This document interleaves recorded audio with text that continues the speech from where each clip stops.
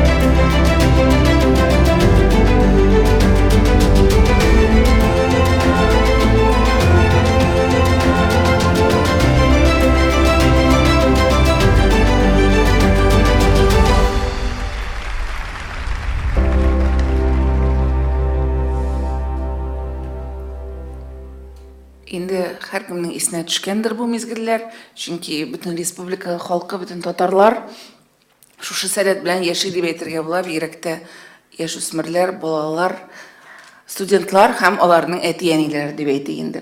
Тимур Җәүдәтович, сезгә сүз бирәсе килә. Рәхмәт итегез. Зур рәхмәт. Рәхмәт, мөхтәрәм журналистлар. Сезнең игътибарыгыз өчен, әлбәттә, сәләтне бергә үстерәбез.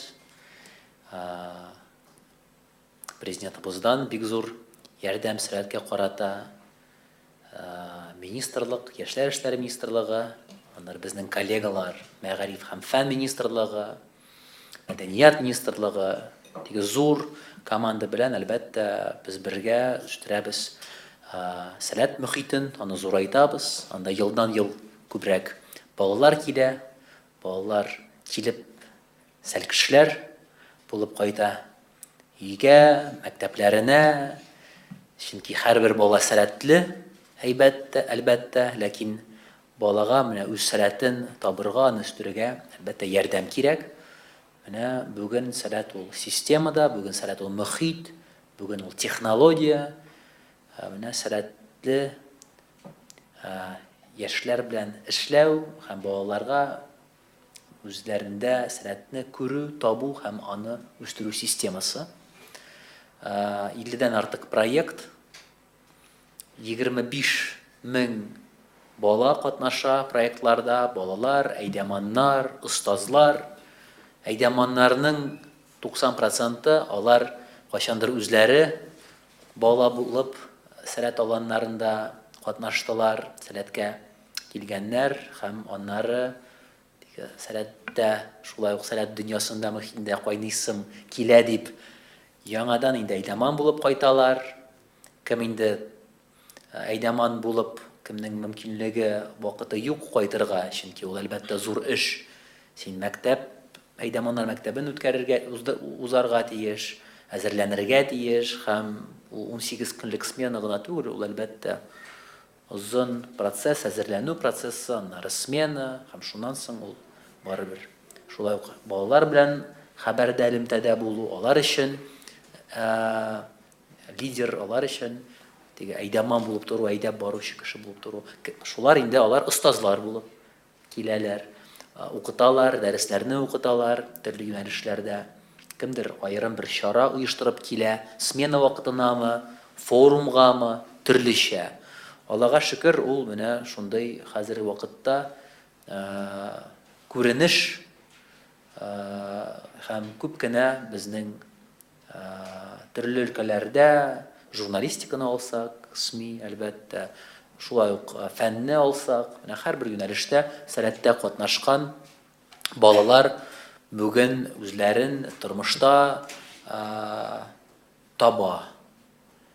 Чөнки аның төп сере ул әлбәттә фикердәшләр табу, профессиональ яктан һәрвакыт белемгә омтылган, иртәгә үз сайлаган юнәлештә мин тагын да көчлерәк белгеч булып йөргән яшьләр, икенче яктан әлбәттә рухи яктан бай кешеләр һәм теге әхлакый яктан бик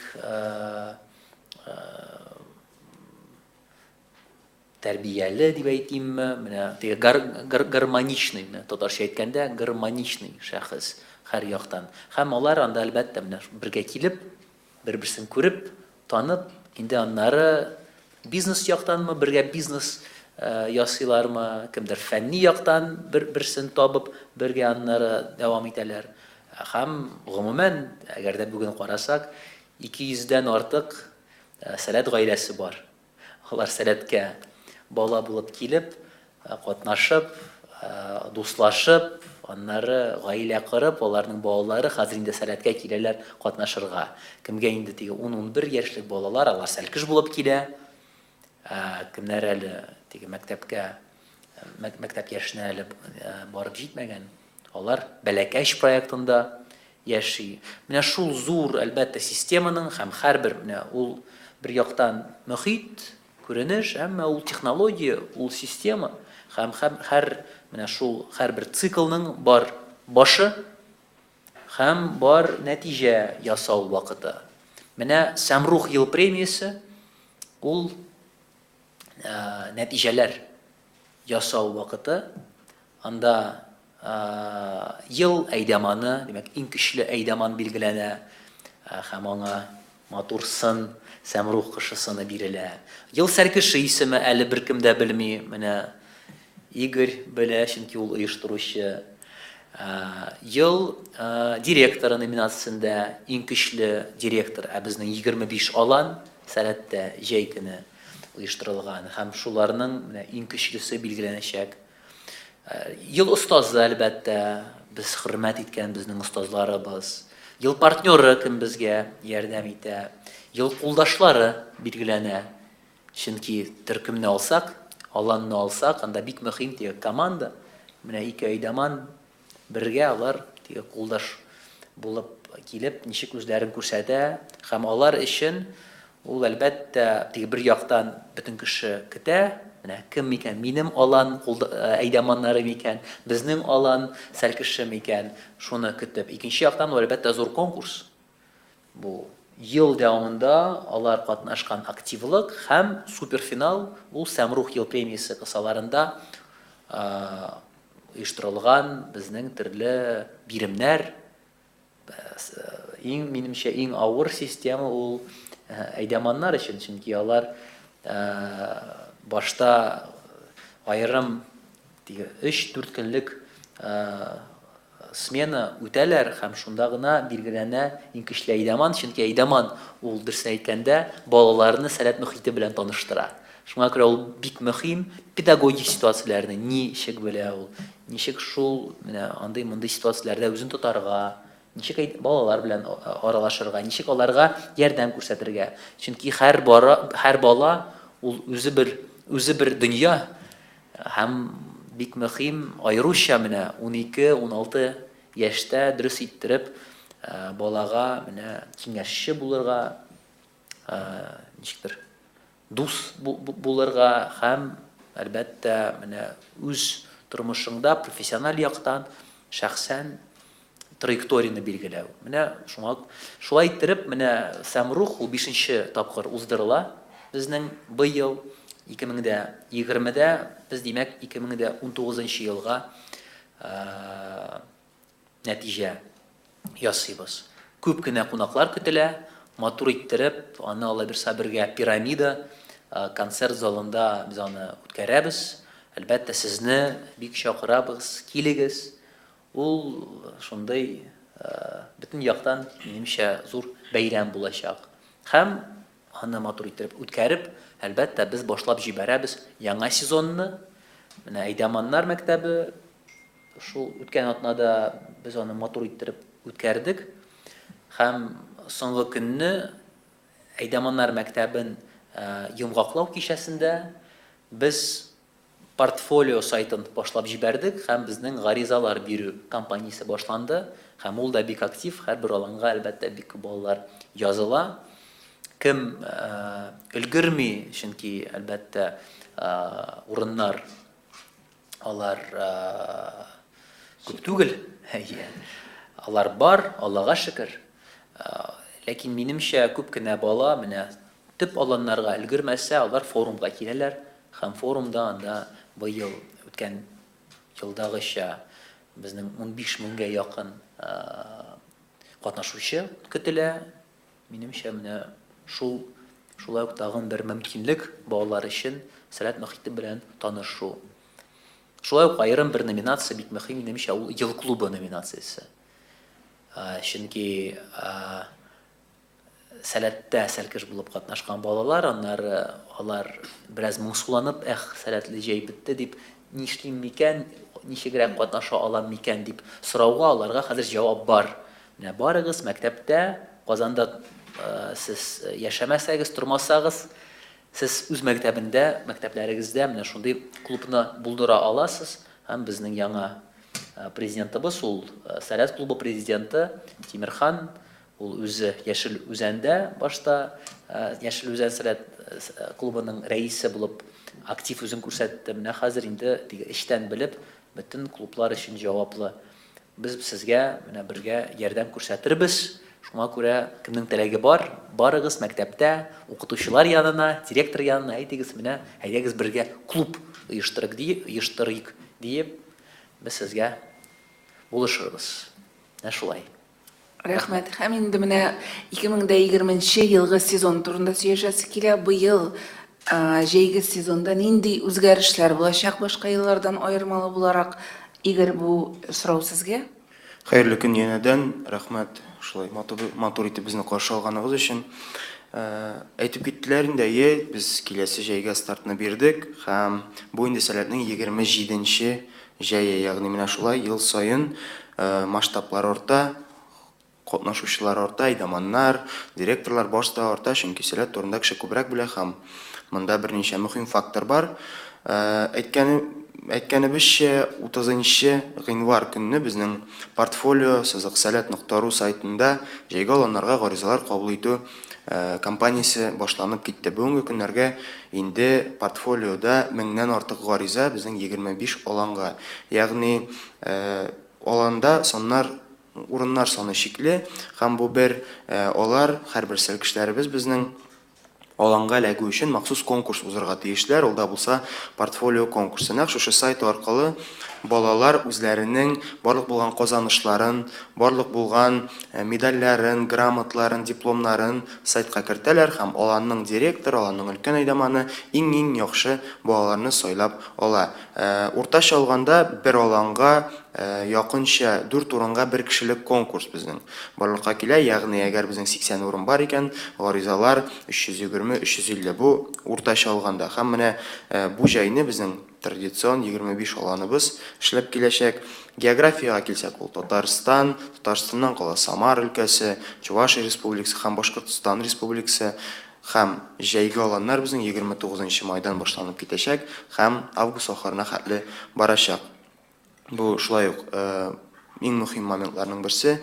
Әлбәттә, һәрберебез беләбез, һәм бу безнең өчен дә бик мөһим. Балалар белән эш вакытында бик зур рольне уйный әйдәманнар һәм 25 гыйнвардан алып 31 гыйнварга кадәр безнең 150 яңа әйдәман өчен узды әйдәманнар мәктәбе, аның турында әле соңрак та әйтеп китәрбез. Әйдәманнар мәктәбе белән бергә аерым басым ясалды бош җитәкләр мәктәбенә дә шушы ук мәктәп кысаларында без башта эшләдек бош җитәкләр белән, аннары эшләдек әйдәманнар белән.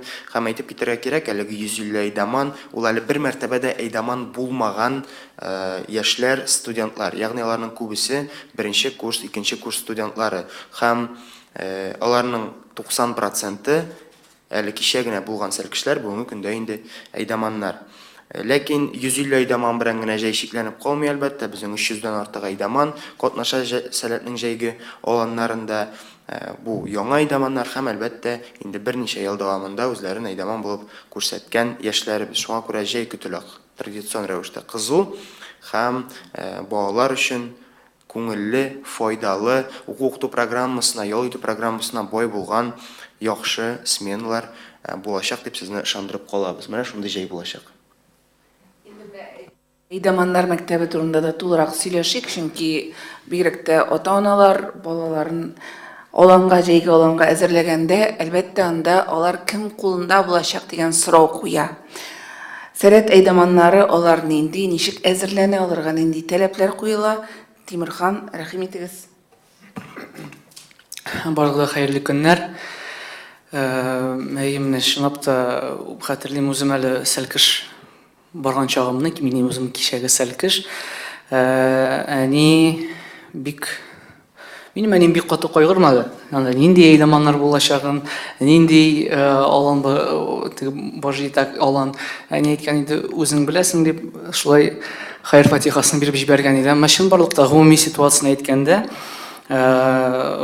сәләт дөньясын сәлкеш күзлегеннән һәм сәләт дөньясын әйдәман күзлегеннән күрү ул ике аерым нәрсә. Һәм инде әлбәттә хәзер инде сәләт клубы президенты булгач та мин үземә максат куйдым әйдәманнар мәктәбен узырга һәм инде һичшиксез әйдәманнар мәктәбе ул менә шул 4-5 көнлек смена гына түгел. Ул менә шул аңа старт бирелә менә әйдәманнар мәктәбенең үзендә, менә шул укыту сессиясендә һәм әйдәманнар мәктәбе дәвам итә тормыш дәвамында. Чөнки син үзәсең шул практиканы аланда сәлкешләр белән бергә, аннары шул сәлкешләр белән элемтә аланнан соң дәвам итә.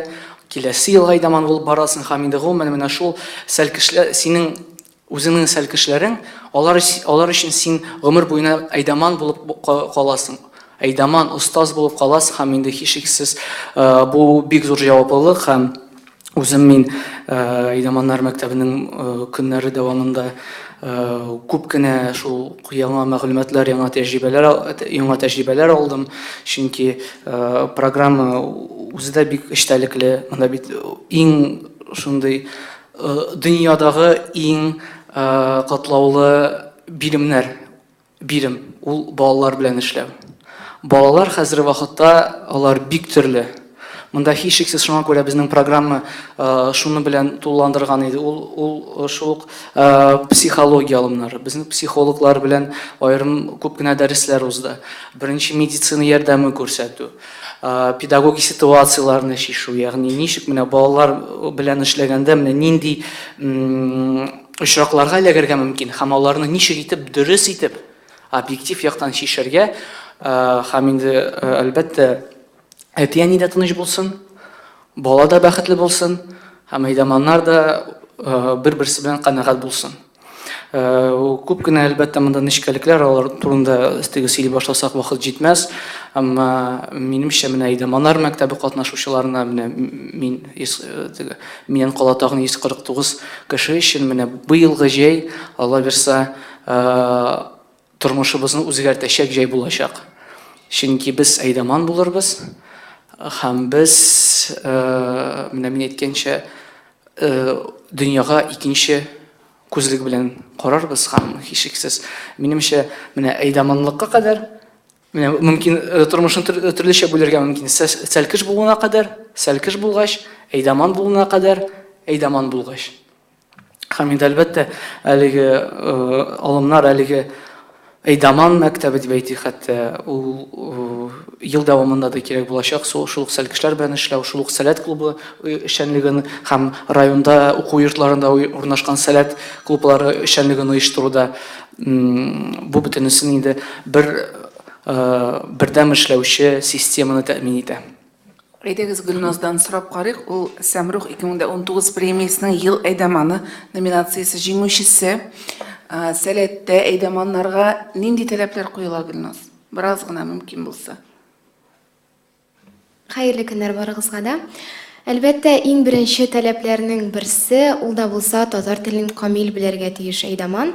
Һәм аннан соң инде китә бик күп сыйфатлар, ул да булса җаваплылык, ул да булса аралаша белү, уртак тел таба белү, шулай ук креативлык та бик кирәк, төрле ситуацияләрдән чыгарга туры килә кай вакыт. Һәм ул әлбәттә үзенең баш җитәкләре белән уртак тел табып эшләргә тиеш, командада эшли белү сәләте дә бик мөһим. Һәм менә шушы бик күп кенә аерым сәләтләрдән, таләпләрдән инде идеаль әйдәман килеп чыга. Сезгә әйдәман буларак, Гөлназ, нинди ситуациядә калырга туры килде? Менә иң кыен ситуация нинди булды? Белсәгез, ул ситуацияләрнең күплеге. Анда һәрбер көн һәм һәрбер бала ул үзенә бер катлаулы ситуация һәм һәрберсеннән чыгарга туры килә. Иң истә калганы ул да булса булды минем бер сәлкешем, бер егет, бер кызга бик гашык булган иде. Җавапсыз мәхәббәт булды ул. Һәм шуның аркасында егет бөтенләй төшенкелеккә бирелгән иде, инде үзенә үзе ышанмый башлады. Мин ди шундый бик сәләтсезме, шундый кешеме соң инде, мине яратып табылмыймы дип бөтенләй төшенкелеккә бирелгән иде. Бер яктан безгә көлке сыман, тик аның өчен ул шул вакытта бик мөһим нәрсә иде. Һәм ул бик борчылды. Без аның белән уртак тел табып сөйләштек һәм сменадан бик бәхетле булып кайтып китте. Ул аңлады барысында. Менә иң истә калган ситуация берсе шул. Менә мин үземдә әни буларак кай вакыт шикләнәсең бит инде, минем бала аланда үзен дөрес тота алыр микән? Мин аңа тиешле тәрбияне биреп бетердем микән? Ул аңа кыен булмас микән? Ул башкаларга кыенлык тудырмас микән дип уйлыйсың. Менә төрле балалар белән эшләргә туры килә сезгә. Нинди балаларга, әйдәгез менә кискен куйга, нинди балаларга катгый килмәскә кушар идегез сәләткә? Әллә инде сез һәр балага да үз җаен таба алырбыз дип уйлыйсызмы? Дөресен генә әйткәндә, һәрбер балага әлбәттә табып була ниндидер юлын дип әйтим, уртак тел табып була һәр бала белән, ләкин безнең сәләтнең бар низамәтләре. Без тәрбияне, беренче тәрбияне гаиләдә ала инде, монда башка җирдә без кире тәрбияләмбез балаларны кабат. Без инде аларга үсәргә мөмкинлек бирәбез. Шуңа күрә ниндидер матур булмаган күренешләр, мәсәлән, анда шул ук сүгенү дип әйтимме соң, ниндидер башка начар яклар, ул әлбәттә сәләт өчен кабул ителмәгән нормалар. Шуңа күрә менә аларга әлбәттә беренче чиратта ясала басым. Һәм сәләткә туры килми икән бала, кызганычка каршы, без аның белән саубуллашырга туры килә инде. Димәк, бу инде ата-ана күрергә теләгән мөхит, үз баласы өчен ата-ана күрергә теләгән мөхит, шулаймы? Әйдәманнарның, менә әйдәманга карата таләпләр дә шул. Гөлназ әйтте инде, ул сәләт не пространство перевоспитания, но воспитывающее. Без шул кадәр яратабыз балаларны бөтенесен. Бөтенесе бик матур, бөтенесе иң-иңнәре һәрбер әти-әни өчен, әлбәттә ул һәрвакыт шулай. Ләкин менә сәләтнең бар үзенең низамәтләре һәм аларны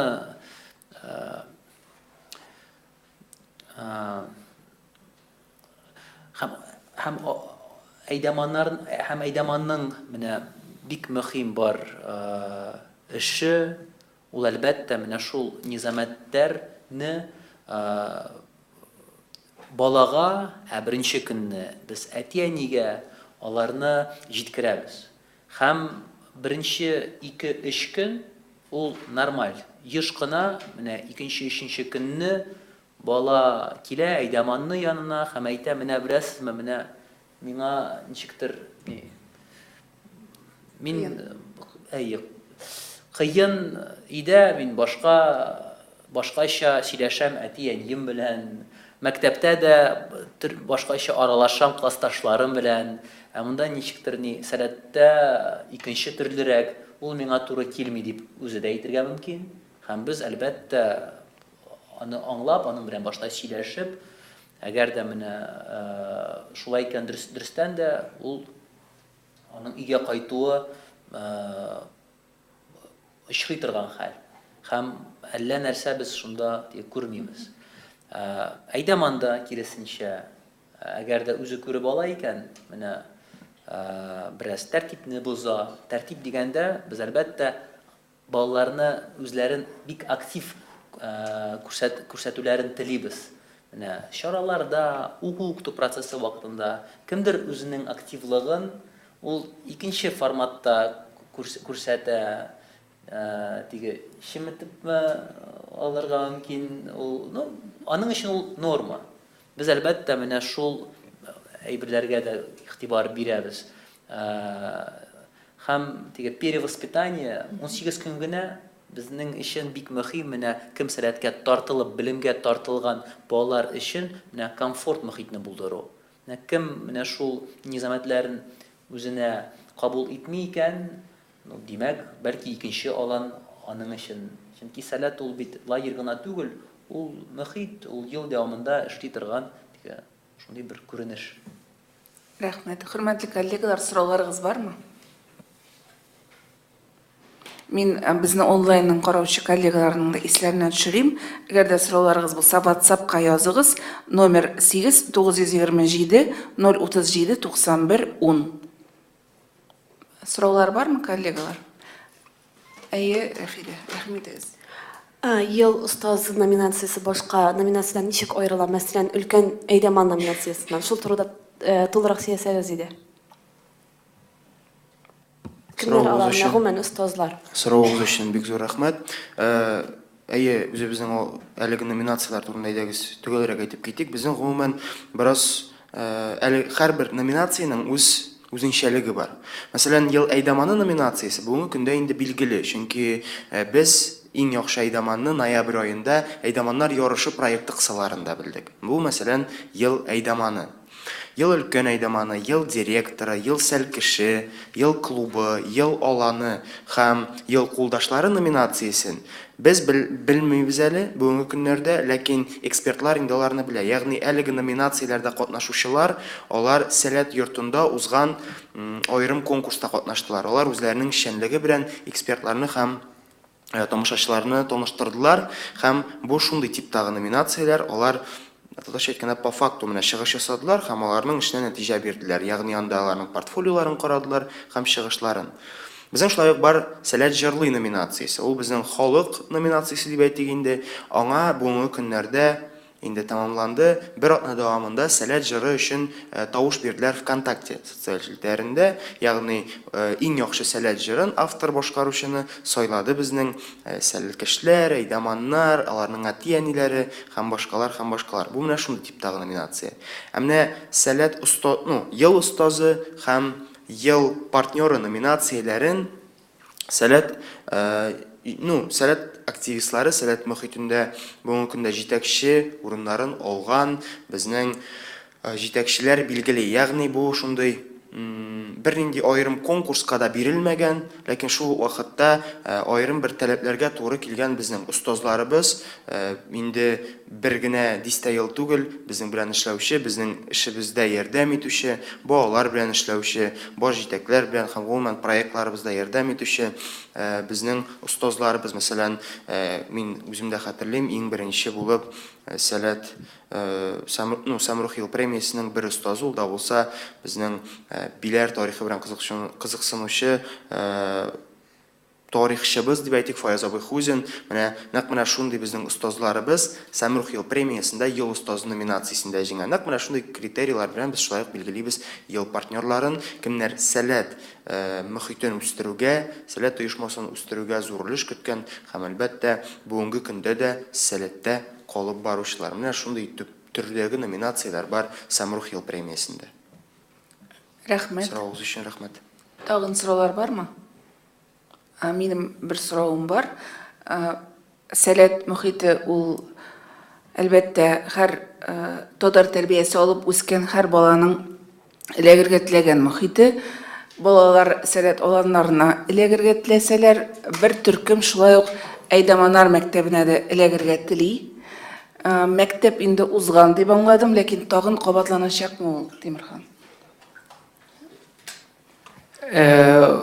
Әйдәманнар мәктәбе біз бүгін еске алдық, аның шул 5 көнлек форматы неме күчмә сессия, мәшін барақта ул башлана иртәрәк әле көз көне. Чөнки көз көне инде шул Әйдәманнар мәктәбенә гаризалар кабул итү башлагач, безнең сәләт йортында дәресләр уза башлый. Нәкъ менә шул безнең төп күчмә сессия хәзерләүче дәресләр шул сәләт мөхитенә багышланган, балалар белән эшләүгә багышланган, психология һәм менә шундый төрле Әйдәман булып нечкәлекләргә, Әйдәман булып эшләүгә нечкәлекләргә багышланган дәресләр.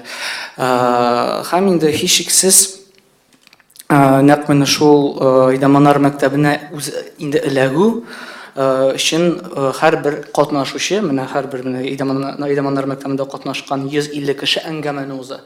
Шунда киләчәк Әйдәманның татар теле дәрәҗәсе беленә. Һәм инде бар шундый әлбәттә хәлләр, кайчан кеше татар телен белмәү аркасында ул әңгәмәне узмады һәм Әйдәманнар мәктәбендә катнаша алмады. Һәм инде һичшиксез гомумән үзенең Әйдәманлыкка булган карашлары шулай турында сөйләп китә. Тагын Әйдәманнар мәктәбе булыр микән юк, моны турында игрәбе тегеләргә әйтәчәктер.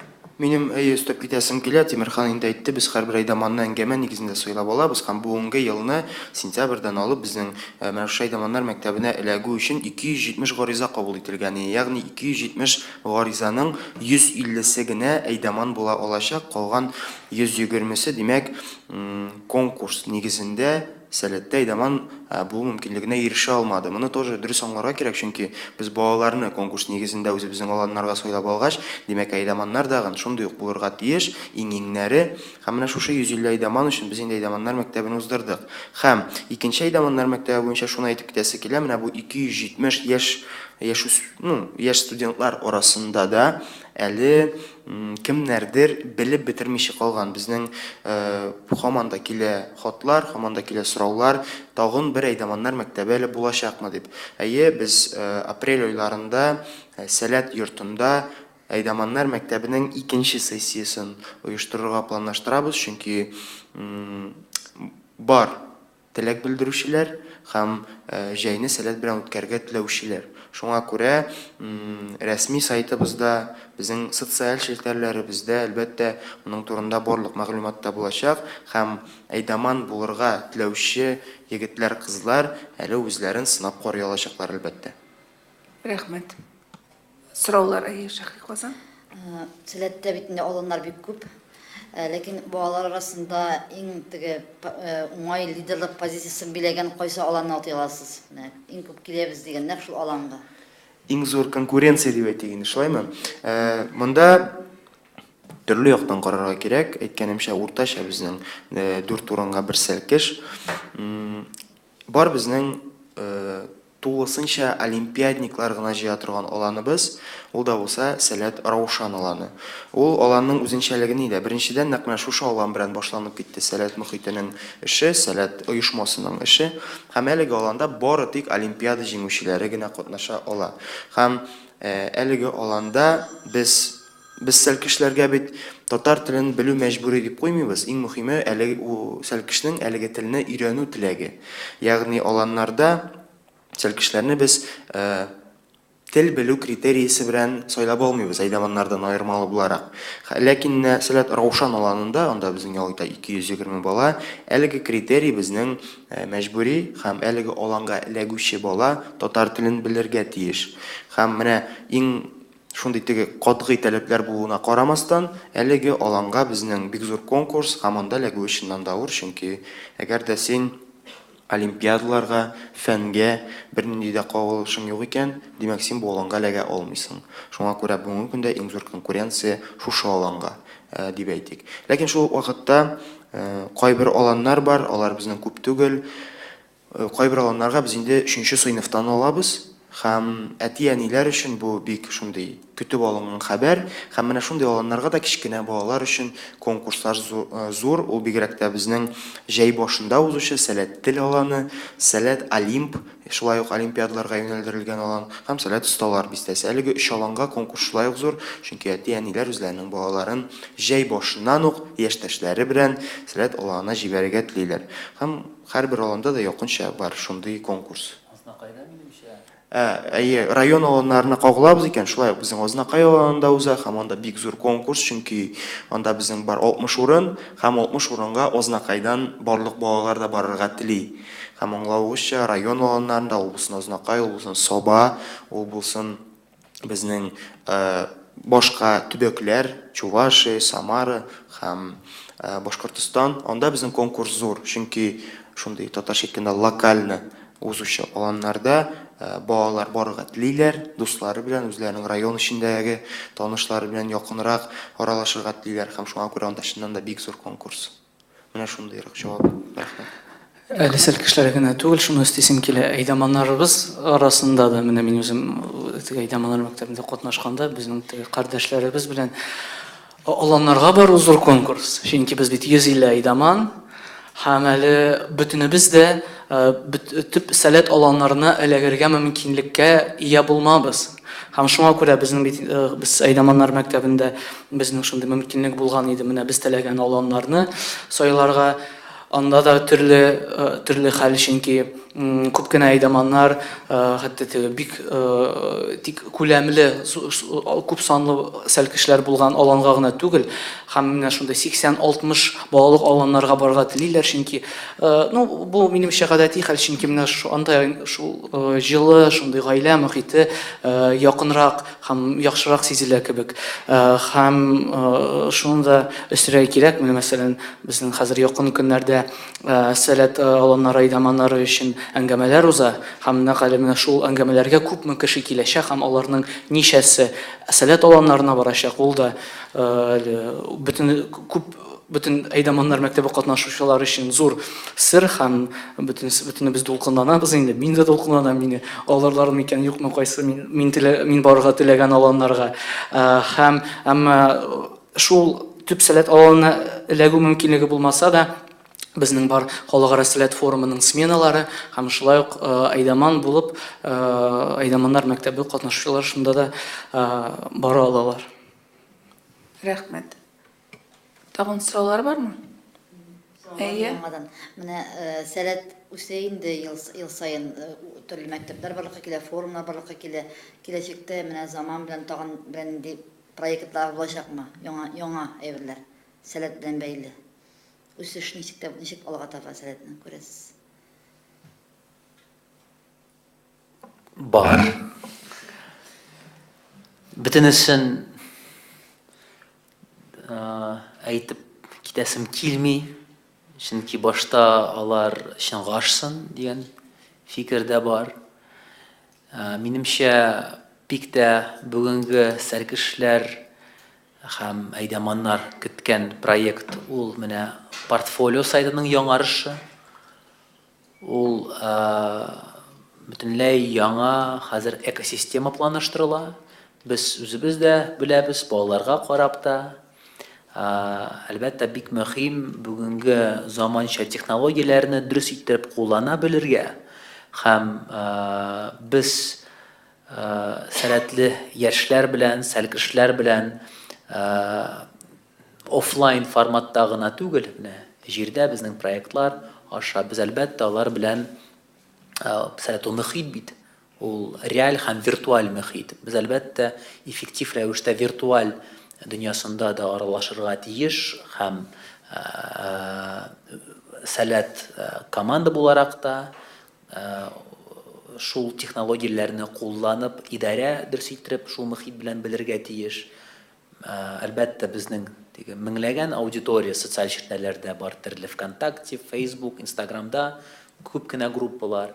Менә портфолио һәм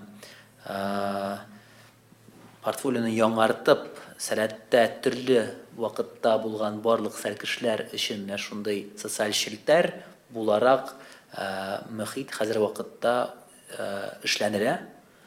Аның төгәл вакытын әйтеп тормыйм, кайчан без аны инде официаль рәвештә башлап җибәрәбез. Ләкин быел көзгә без аны планлаштырабыз. Минемчә, шул темага аерым пресс-конференцияны без шулай планлаштырырбыз.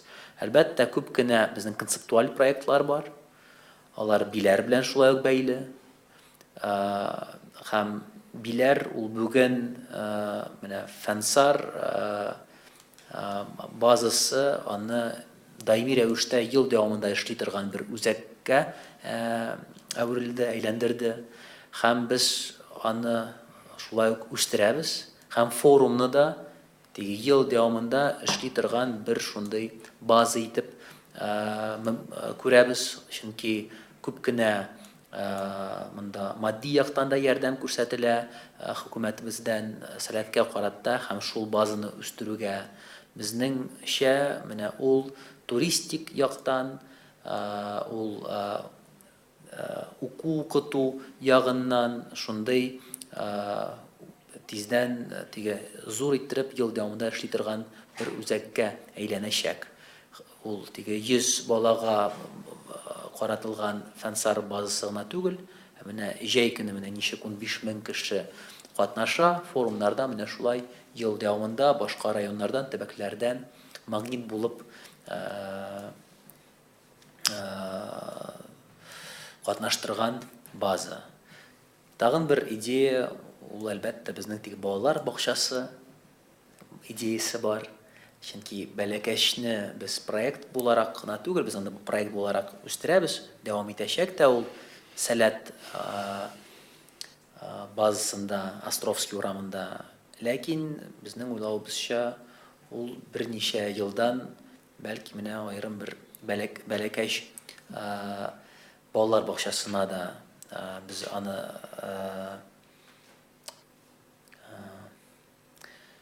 шулай үстерергә телибез. Тагын бер идея, ул сәләт йорты белән бәйле. Һәм хәзер зур гына проект эшләнелә. Ул менә Островский урамында сәләт офисы, сәләтнең штаб-квартирасын яңартабыз. Һәм анда зур гына ремонт планлаштырыла. Һәм аның турында да күп эш хәзерге вакытта күзгә күренми торган эш эшләнеп тора. Аның турында да әлбәттә без сөйләшәкбез сезгә, күрсәтеп экскурсияләр әзерләп. Менә шулай дигән. Бер күпме, бераз гына планнарыбыз турында әйтеп киттем. Һәр бер планның бар командасы, бар проекты, һәм без бер кайда ашыкмыйча, дигән шаг за шагом дигәндәй аны чынга ашырыбыз Алла берсә. Мөмкин. Микрофонга. Сезнең элегрәк елларда Сәләт Анапа һәм Сәләт Прага сменалары бар иде.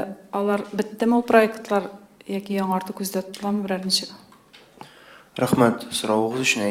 Безнең Сәләт Аршан уланы бар иде, Кара диңгез буенда бер күпме тәнәфестән соң без аны яңадан башлап җибәрдек һәм янәдән кичкенә генә тәнәфескә куйдык.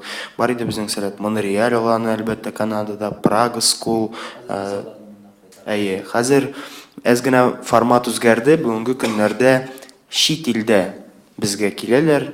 Безнең бар проектыбыз Аккош дип атала һәм җәйге аланнар эшчәнлеге вакытында, проектлар эшчәнлеге вакытында чит илдән балалар грант отып, ягъни президентыбыз ярдәме белән шушы Аккош грантын җиңеп, безнең аланнарыбызда катнаша алалар. Ягъни андагы яшәүче бала шулай ук конкурс нәтиҗәсендә менә шундый шартлы 25 дип алыйк инде, 25 урынга эләгеп, безнең Казанга кайтып, үзе теләгән сәләтнең һәр аланында катнаша ала. Бүгенге көндә эшләү форматы шундый, ягъни хәзер без бармыйбыз әлегә, теге без читтә түгел, алар безгә киләләр. Тимур Җавдатович әйтмешли, магнит форматында без аларны тартып китерәбез. Менә шундый ситуация бүгенге көндә, шундый хәл, ләкин киләчәктә аланнар әлбәттә булмас димибез. Шул Кара диңгез буенда, күрше регионнарда, күрше илләрдә һәм башкалар монысы инде ашыкмыйча, әкрен генә үз вакыты белән. Рәхмәт. Рәхмәт. Әгәр дә сораулар булмаса, матбугат конференциясын төгәллик. Бик зур рәхмәт килүегез өчен. Бер генә мәгълүмат Әйе. өстәп әйтәсем килә, Мөмкин. гафу итегез, без инде сөйләдек Самрух ел премиясе турында, һәммәгезне дә көтеп калабыз 19 февраль көнне сәгать 17:30-да безнең Самрух ел премиясендә барыгызны күрергә шат булырбыз. Бик күп кунаклар көтелә, бик күп матур номерлар, шоу дип әйтик, шуңа күрә бик зур рәхмәт монда килгәнегез өчен, безне чакырганыгыз өчен һәм әлбәттә без сезне чиратыбызда көтеп калабыз Пирамида мәдәният концертлар залында 19 февраль 17:30-да. Рәхмәт. Рәхмәт коллегалар, игътибарыгыз өчен. Барыгызга да хәерле эш көннәре.